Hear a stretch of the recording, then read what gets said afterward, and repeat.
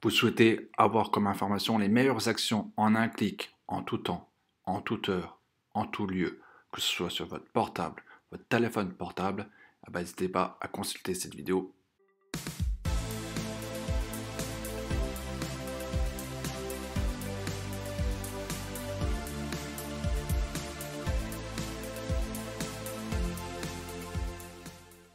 Vos actions en bourse en un clic, c'est simple. J'utilise en fait Google Sheet, qui recense l'ensemble des éléments nécessaires sur Google Finance, adaptés en bourse via ce tableur. Donc par rapport à ce tableur, on peut distinguer trois parties distinctes. Une partie généralité, une autre partie concernant la droite de régression, et enfin une partie dividende. Donc, dans la première colonne, je mentionne l'ensemble des produits, donc c'est l'ensemble des titres, à savoir par rapport à l'indice SBF 120 et CAC 40. En tout, j'ai une centaine de titres répertoriés. Donc là, sur la colonne là, j'ai mentionné les stickers, la place boursière, donc là, forcément, c'est uniquement sur Paris, l'indice, le secteur, la performance sur 30 jours. Je peux même éventuellement modifier et la mettre pour 1 mois, 3 mois, 6 mois, peu importe. Voilà, donc ça mentionnera en fait l'évolution graphique, même si je trouve qu'elle est un peu invisible, donc c'est pas forcément une aide cruciale. Donc là, à côté, c'est le cours de l'action. Bon, savoir que sur Google Finance, il y a un temps de latence de 20 minutes. Donc voilà, donc là on a le cours ce samedi. Voilà. La variation par rapport au cours de hier. Donc en pourcentage, la variation par rapport à hier. Le PER, donc c'est le cours sur le bénéfice. Le titre le plus bas et le plus haut sur les 1 an. Voilà. Donc ça, je trouve que c'est important déjà de savoir un peu où oscille en fait le titre sur l'année en cours. Autre point, donc la droite de régression. Donc ce qui est le plus important, c'est ça, cette colonne-là, qui, on va dire, nous dit en fait la moyenne du titre. Voilà. Comme vous pouvez le voir là, par exemple sur Swatech, le cours est à 160 € pratiquement. Voilà. Alors que la droite de régression est de 50 €. Voilà. Donc c'est pour vous dire que là, le titre là, il est vraiment surévalué. Donc voilà, c'est une information qui est déjà très évidente quand on voit ce qui est mentionné.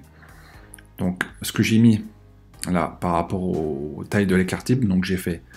Donc là c'est 2 fois le niveau en dessous de la droite de régression, une fois en dessous de la droite de régression, une fois en plus de la droite de régression et 2 fois en plus de la droite de régression. Voilà, donc ça nous permet de dire que là, ce titre est surévalué.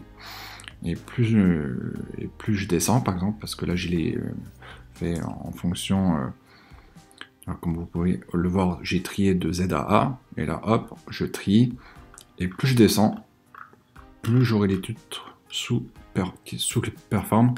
Et à l'heure actuelle, comme vous pouvez le voir, il y a Orpea, CGG, Atos, Casino Guichard. Voilà.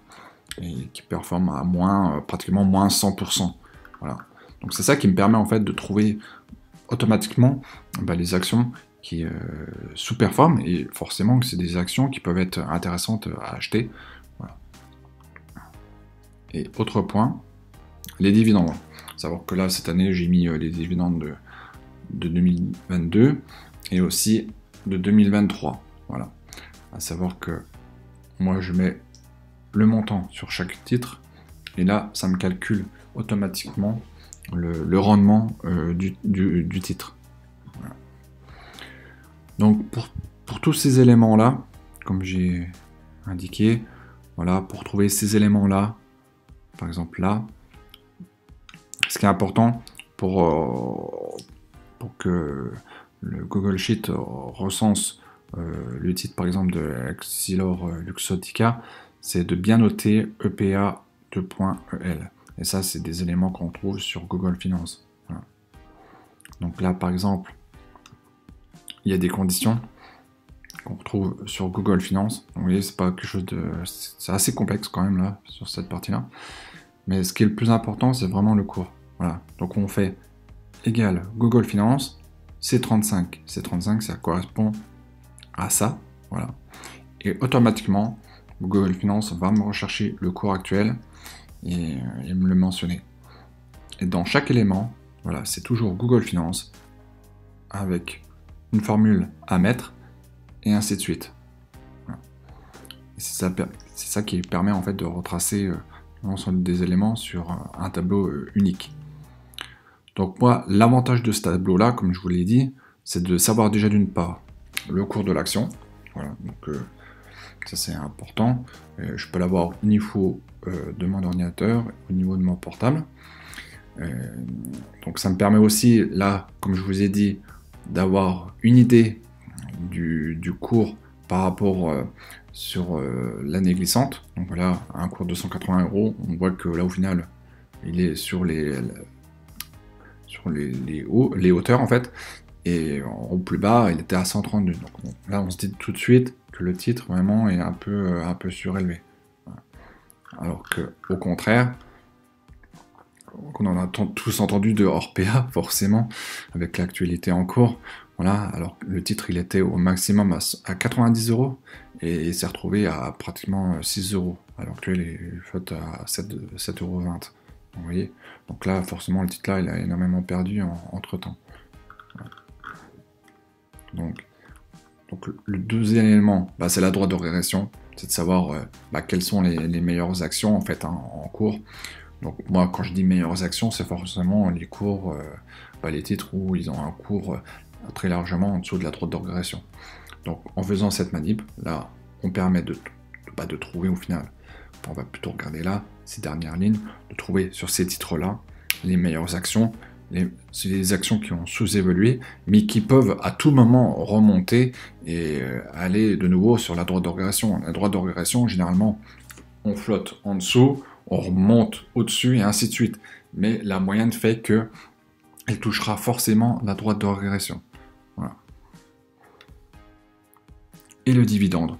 Savoir que l'objectif, en fait, en tant qu'investisseur, c'est à la fois d'avoir un cours qui soit nettement inférieur à la droite de régression et en plus obtenir un bon rendement. Ouais. Donc, par exemple, Orpea, à l'heure actuelle, certes, c'est à moins 100%, mais on pourrait se dire c'est intéressant, et en plus on obtient un dividende de 0,88, soit 12,15 de rendement. Après, je dis pas que Orpea, c'est la meilleure action à acheter en ce moment, mais sur la liste qui suivent, il y en a d'autres qui peuvent être intéressants. Moi, j'ai notamment acheté Forestia, voilà. Donc un cours à 13 €. Je pense que c'est vraiment une belle action vu la situation économique à l'heure actuelle. Parce qu'il faut savoir que forcément quand on regarde les prix des véhicules à l'heure actuelle, c'est très cher. Parce que il y a à cause des problèmes de composants. Donc du coup, il est nécessaire tous les matériaux sont chers et rares, du coup ça augmente le cours de chaque matériau et forcément le prix définitif du véhicule. Donc là c'est forcément tout ce qui est lié à l'automobile, à l'heure actuelle c'est vraiment en mauvaise passe, et comme on peut le voir même sur Renault un peu plus haut. Voilà, donc Renault à moins 43,97. Voilà, on voit quand même qu'il y a des titres qui normalement devraient être très largement supérieurs.